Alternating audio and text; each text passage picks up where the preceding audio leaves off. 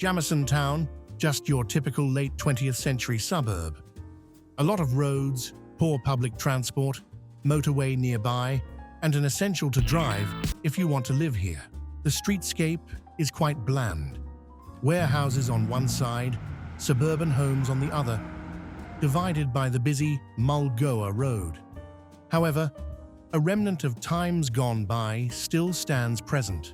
Until ceasing operations in 2025, this now 137-year-old building was the Uniting Church. Originally known as Jamisontown United School, the structure isn't some grand design, nor did it have some connection to a famous person or infamous event.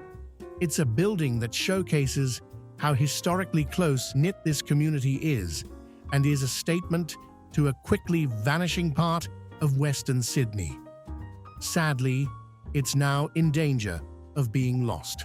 Sunday schools were a concept started in late 18th century England, based on a notion of education, both religious and non-religious. The concept arrived in Australia in May 1813, established in Parramatta. Much like any other rural school in the 19th century, subscription basis was the reason behind the structure being built, along with community usage and the then Sunday school services, located within the home of 60-year-old Mrs. Elizabeth Smith, having reached capacity of 43 pupils. Local architects A.D. Willis and William Sykes, whose buildings still stand all over Penrith, supplied the basis of the design, which was altered.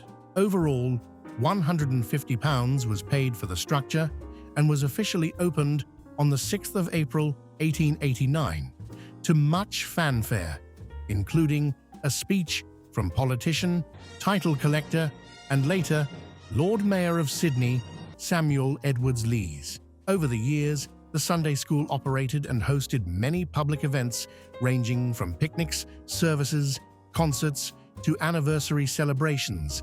A lot of anniversary celebrations, with such events helping pay off the debt quite well and allowing more students to attend. By 1909, the school had been in operations for 20 years, had reached 104 students, reduced its debt down from £150 to £29, and had been financially able to pay off for a new addition the prior year. It was, to say the least, a success. The school went on. Anniversaries, public gatherings and teaching, and the area of Jamisontown still remained a humble farming community, excluded from the ever-changing development of Penrith. The post-war years of the 1960s onwards saw the area change.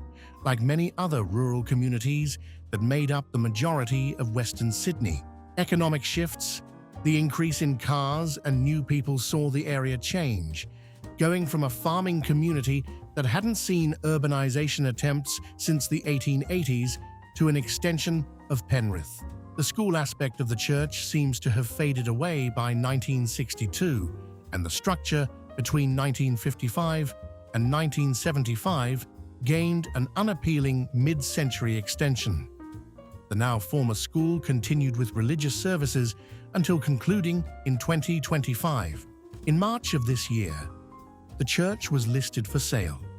Listed as a rare medium-density zoned area presented as an outstanding opportunity for developers, investors, and strategic buyers alike, the original school, as of current, has no heritage listing and is at risk of being demolished. So, what should we do? I don't think the structure should be bulldozed.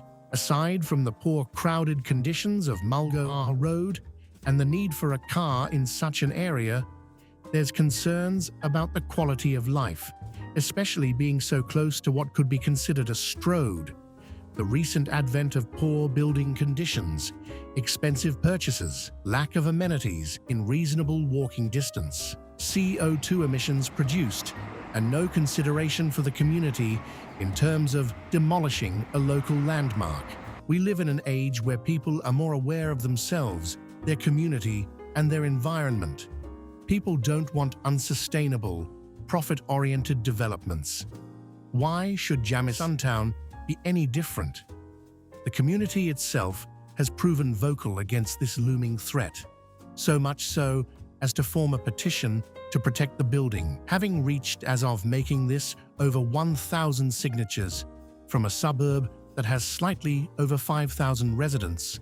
Community spaces are sorely needed in areas like these. For every willow grove that's bulldozed with no community consideration, there's also a Geelong Arts Centre or a Parramatta Town Hall that not only preserves a structure that'd otherwise be cleared off without a second thought, but gives it a new lease on life, making it a sustainable, community-positive development. This structure, formed from a need to provide a community, utility, and a gathering space, could provide the direction we need to look at with what should be here.